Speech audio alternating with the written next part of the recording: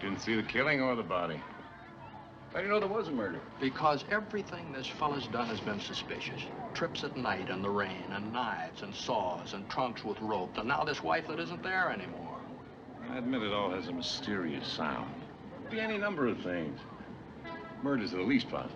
Now, Doyle, don't tell me he's an unemployed magician amusing the neighborhood with his sleight of hand. Now, don't tell me that. It's too obvious and stupid a way to commit murder. Fool people with 50 windows, then sit over there smoking a cigar waiting for the police to come and pick him up. All right, officer, do your duty. Go over and pick him up. Jeff, you've got a lot to learn about homicide. Why, morons have committed murder so shrewdly it's taken 100 trained police minds to catch them. That salesman wouldn't just knock his wife off after dinner and toss her in the trunk and put her in storage. I'll bet it's been done. Most everything's been done. Under panic. This is 1,000 to 1 shot. He's still sitting around the apartment. That man's not panicked. You think I made all this up? Well, I think you saw something. There's probably a very simple explanation for it. For instance?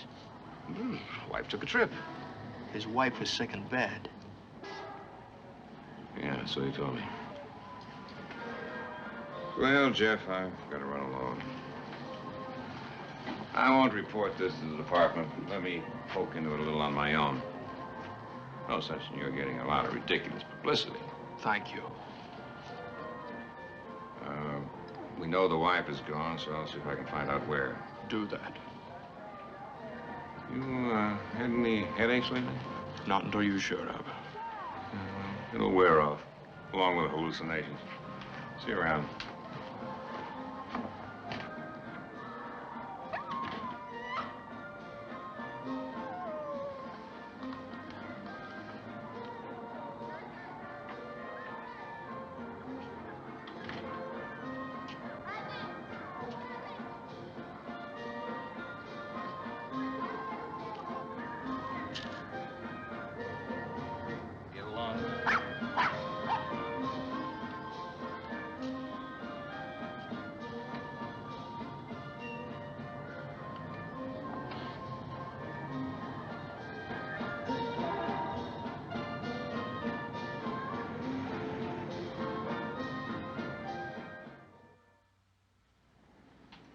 It's a 6 months lease.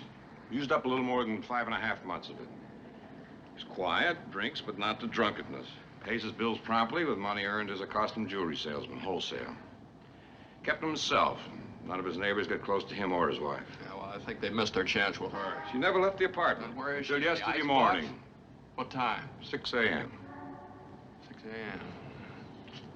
I think that's about the time I fell asleep. Too bad. Thorwalds were leaving their apartment at just that time. Feel a little foolish? No, not yet.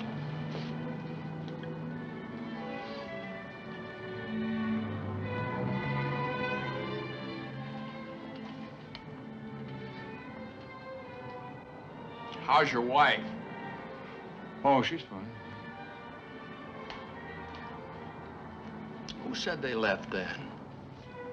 Who left where? The Thorwalds at 6 o'clock in the morning. Oh, the building superintendent and 2 tenants. Flat statements, no hesitation. They jive to the letter. Thorwald's on their way to the railroad station. Well, now, Tom, how could anybody possibly guess that? What, did they have signs on their luggage saying Grand Central or bust? The superintendent met Thorwald on his way back. Thorwald told him that he'd put his wife on a train to the country. I see. I see. This is a pretty convenient guy, the superintendent. Have you checked his bank statements lately? Huh? Well, what good's his information? It's a second-hand version of an unsupported story by the murderer himself, Thorwald. Now, did anybody actually see the wife get on the train? I hate to remind you, but this all started because you said she was murdered. Now, did anyone, including you, actually see her murdered? What do you do? Are you interested in solving this case or in making me look foolish? Well, if possible, both. Well, then do a good job of it. Go over there and search Thorwald's apartment. It must be knee-deep in evidence. I can't do that. Well, no, I don't mean right now, but when he goes out for a drink or a paper or something, what he doesn't know won't hurt him. I can't do that even if he isn't there. Does he have a courtesy card from the police department or something? Now, don't get me mad.